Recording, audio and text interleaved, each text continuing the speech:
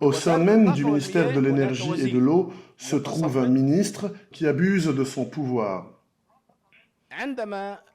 En 2010, le Conseil des ministres a approuvé le soi-disant plan stratégique du secteur de l'électricité. Il s'agit d'un document politique qui comporte des choix, des orientations futures envisagées sur plusieurs années.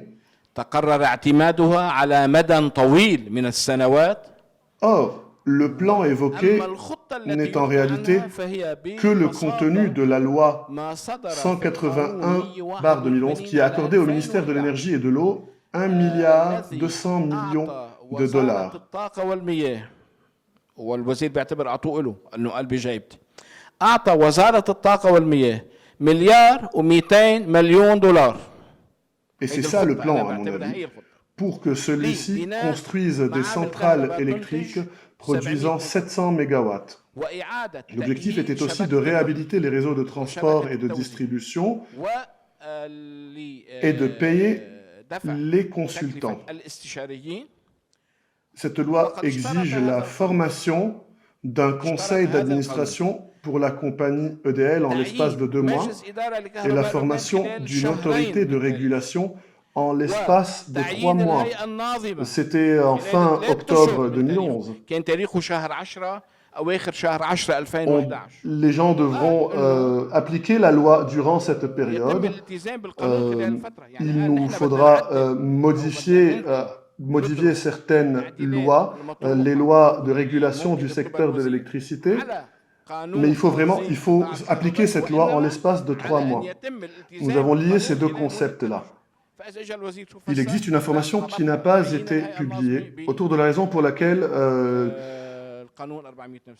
le conseil d'administration n'a pas été formé, car le conseil avait été expiré plutôt, il n'avait que 2 membres.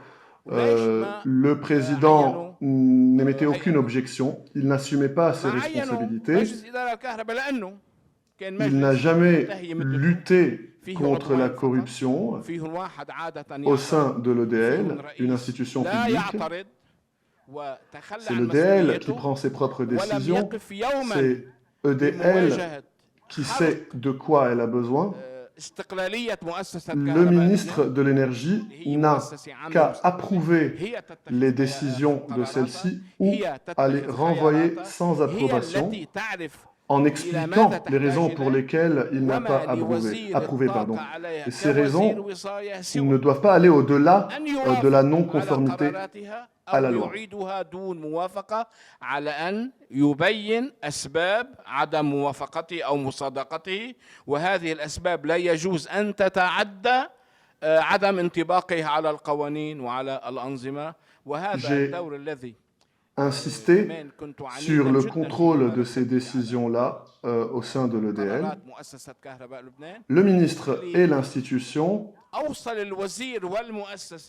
ne présentent plus leurs décisions à la Direction générale de l'investissement.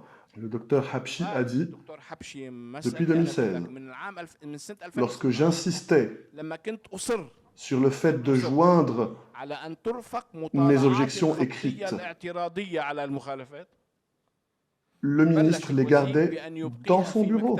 Et lorsque je lui demandais de joindre ces documents aux autres, il ne me les donnait pas.